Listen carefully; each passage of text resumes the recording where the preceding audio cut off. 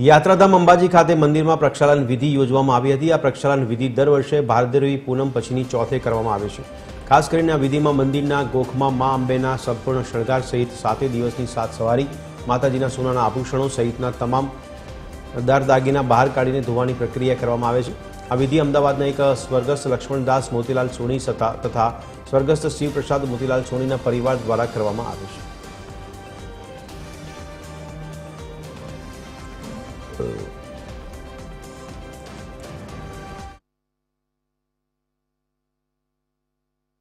आज हूँ मारा परिवार साथे प्रक्षालन विधिना दिवसे मारा दर्शन करवा माटे आव्या छे अने आ वखतनो मेळो ए ऐतिहासिक मेळो रह्यो।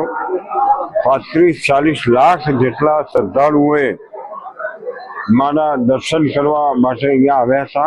भादरवी पूनम बाद प्रक्षालन एटले मंदिरनी स्वच्छता सफाई माटे पवित्र शास्त्रोक्त सफाई माटेनी आ पद्धति छे। ए दिवसे आखुं निज मंदिर, गर्भगृह, सभागृह, माताजीना तमाम आभूषणों, माताजीना तमाम जे मूळ यंत्र छे तमामनी प्रक्षालन विधि भटजी महाराज द्वारा अने भक्तों द्वारा करवामां आवे छे।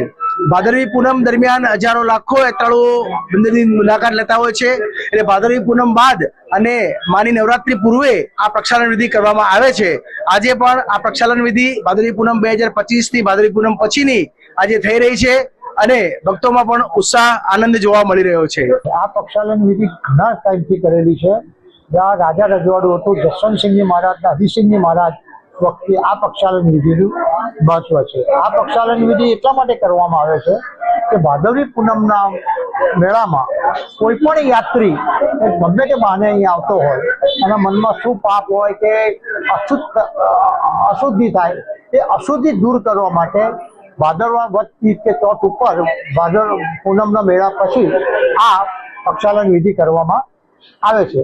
આ પ્રક્ષાલન વિધિમાં અમે સોના અને ચાંદીના દાગીના જોઈએ છીએ।